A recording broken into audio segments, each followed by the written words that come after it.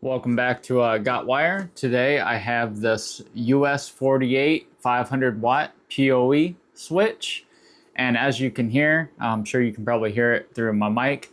It's pretty loud, louder than what I'd like, especially for being in my office studio. So today we're gonna put some Noctua NF-A4 fans in it. It only has two fans, but the two that are in it, as I'm sure, like I said, as you can hear, are pretty loud. If you can't hear them over me talking, I will insert a clip of how loud they are right now.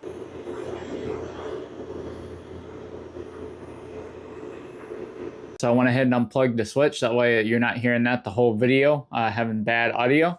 So we'll get one of these fans unboxed here.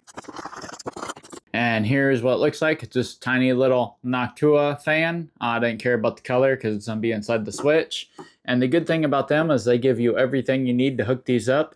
Like this one, it has a 2-wire adapter. So that's the hookup that these existing fans have is 2-wire. And it even gives you the connectors. So I'm going to cut the connector off the old fans and connect it to the Noctua one here. And that's a good thing about Noctua, like how I said, they give you everything you need. You don't have to go and buy anything. So this 48 port switch, if you buy it brand new off Ubiquity's website, even though it's a Gen 1 switch without a screen here, Ubiquity still sells them brand new.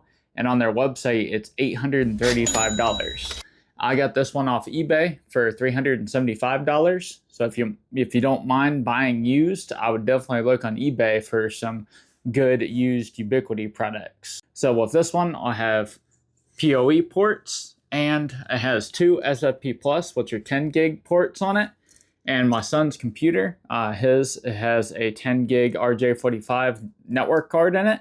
So in order to get internet to his computer still, I bought a RJ45 to SFP Plus adapter that I'm gonna stick in here. And then it's gonna be connected to the rest of my network with a 10 gig DAC cable. So here in a minute, I'll show you taking off this cover. It's fairly easy to take off, and then I'll show you the two fans inside, and we'll get to swapping them out. All right, so to take the cover off here, you got looks like 4 screws on each side, and then we got 4 screws on the back. Get these fans out of the way, and I'm just using a cheap, Phillips screwdriver, and I like using this. This is a Klein's tool magnet. If your screwdriver isn't magnetic, you can buy this on Amazon and you run it through here and it'll magnetize the end of your screwdriver. That way, if you don't have one that's magnetized, you can make it magnetized and you don't lose your screws. And then I'm also using this as a magnet tray from Harbor Freight. These right here are the connectors that we're gonna use to connect the fans to the existing connector. So we'll get started here and I'll undo these screws. All right, now that we got all these screws taken out of the back and sides, it's just as simple as lifting it up here or sliding it back, and then you can lift it up, and that's what the underside looks like. Probably dusty. And then I will get a shot here of the top-down view so you can see all these fans here. So we have a fan here, fan here, fan here and here, and they connect to the motherboard with 2 wires and with that special connector. And on these Noctua fans, they have a 3-wire connector, so they have this adapter that goes to 2. So I'm just gonna cut it there and use those connectors and connect those 2 wires together.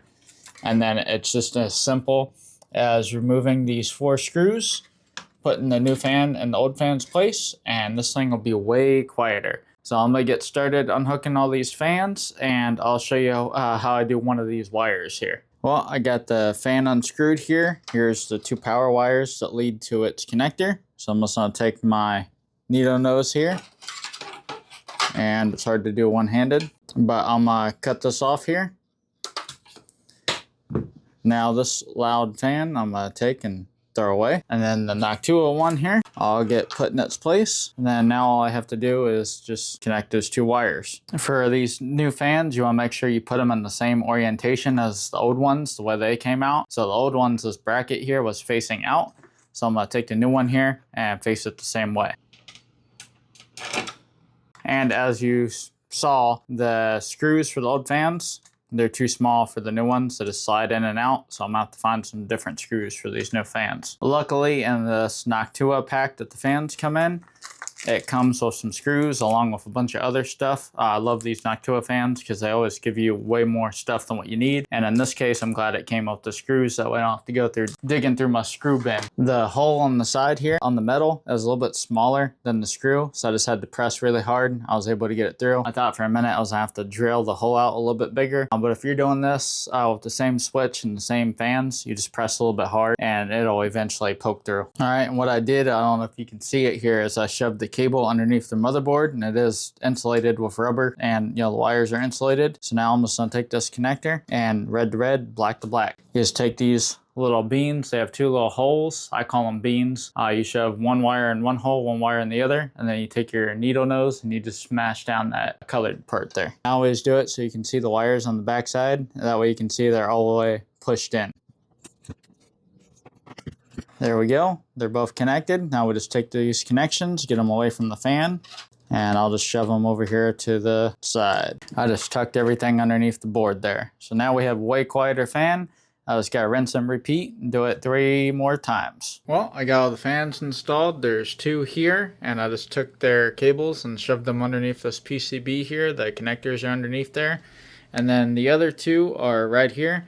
And you can see the connectors there, and I just kept the same connector on the PCB, and it is way quieter. I don't know if you can't even hear it.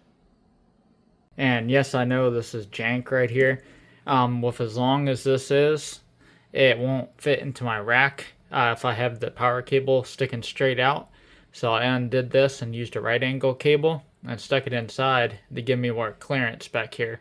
But I'll probably end up doing something different with it, because on the end of that heat shrink you can still see a little bit of the metal, and if that touches this, it'll short out and some bad things will happen. And with those fans installed, as you can see, it still works. Let's put the cover on this thing and get it all racked up. So I'm gonna get started by unhooking all this stuff and removing these 2 switches. These patch cables here, I got them from Infinite Cables. If you want some, I'll link them down in the description. They look really clean, especially when you have the patch panel right above the switch. But I'll either throw this in a time lapse or I'll just cut to where it's installed, because moving all this around, 9 times out of 10, I'll probably just be in front of the camera blocking you guys' view.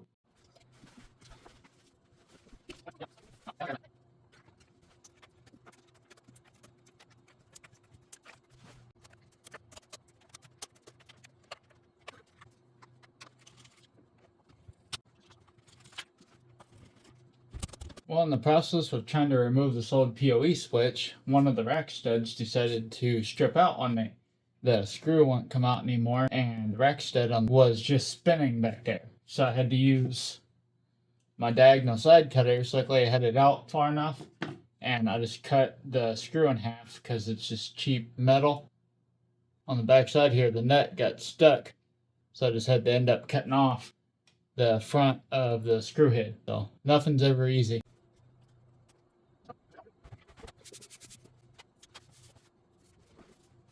And here's the old one. I got it out finally. Just got to slide in the new 48 port one.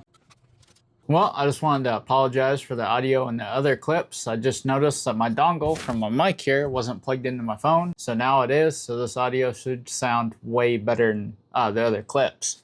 But as you can see, I got it all installed. I got the US48 PoE Switch installed here, and as you can see, I don't know if you can see, but it's sticking out of the rack about 1 inch or 2.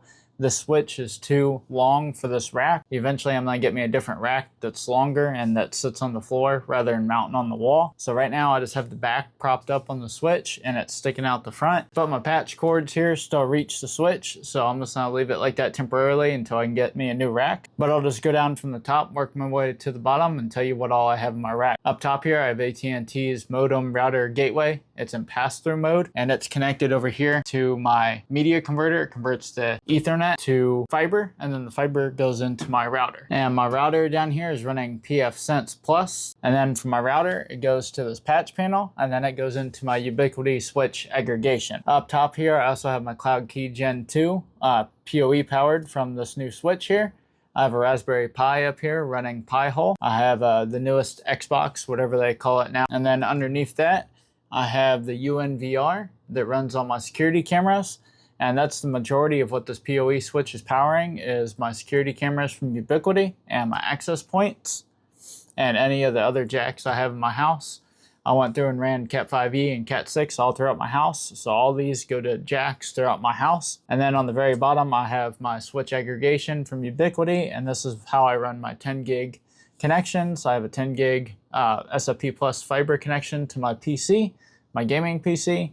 I have the UNVR 10 gig connection, and I have the switch linked at a 10 gig connection. And up here on the switch, my son's computer, I have a 10 gig Ethernet card in his computer, and I have a SFP Plus to RJ45 adapter for his computer. And then down here I have my USW8 enterprise switch with 2.5 gig Ethernet ports, and what's plugged up into it is my gaming computer. My motherboard has 2.5 gig Ethernet, and my access point, my Wi-Fi 6E access point downstairs. And then I have that connected with a 10 gig link to the switch aggregation. Well, that's it for today's video. I upgraded my US48 PoE Switch with some quieter Noctua fans, and I gave you guys a quick little tour of my network rack in its current state. If you're a home labber like me, it's always changing. And thanks for watching. If you're not subscribed, go ahead and subscribe. My next video, I'm gonna be messing around with a Dell R430 server and installing Proxmox on it and trying to virtualize pfSense. So that's gonna be fun. So if you're not subscribed, go ahead and subscribe. That way you don't miss out on that. And I'll see you guys on the next one.